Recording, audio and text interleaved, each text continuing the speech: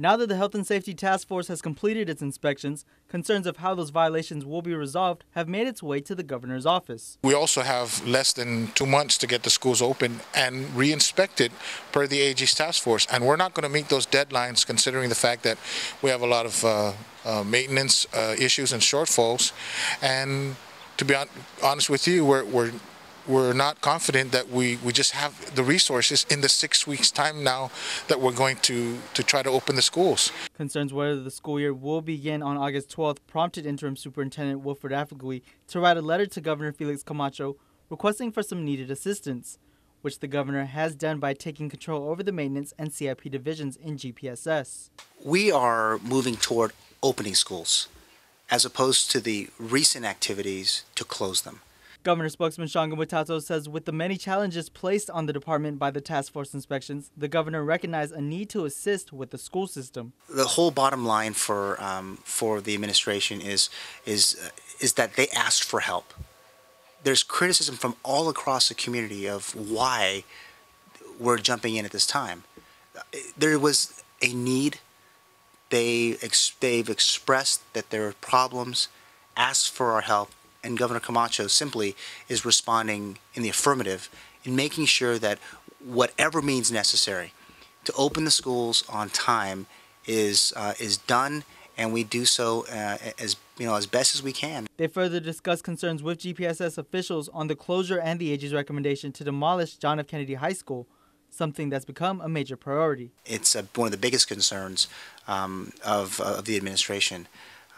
Once the assessment's been completed, then and only then will we have to decide what would be the next course of action to tend to the needs of the 2,600 school students who go there. Along with the 133 GPSS maintenance workers, as of now the governor has placed the work back in the hands of the Department of Public Works to assist, using all its resources to fix up the violations cited by the Health and Safety Task Force. Something DPW Director Larry Perez looks forward to doing. Perez says he will also be working with his staff for the next 2 days to identify the problems in the school facilities. But another problem Aflague stated in the letter is the continuous shift in employees in GPSS. Right now, the leadership of one of our divisions in maintenance is at best shaky, and we've had so many changes in the department. And of course, the U.S. DOE and the stability of, are we going to meet all of our mandates and requirements? Especially now that GPSS Acting Facilities Manager Billy Cruz has stepped down from the challenging position. It's not about worry about the task force or whatever. It's I'm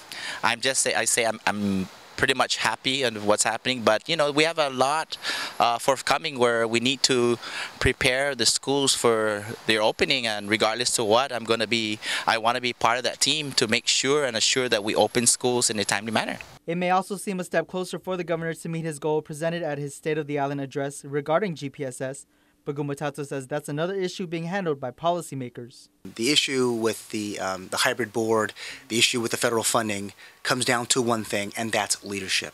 Stability in the leadership of the school system. There's been problems, and as the governor has mentioned, the experiment is over.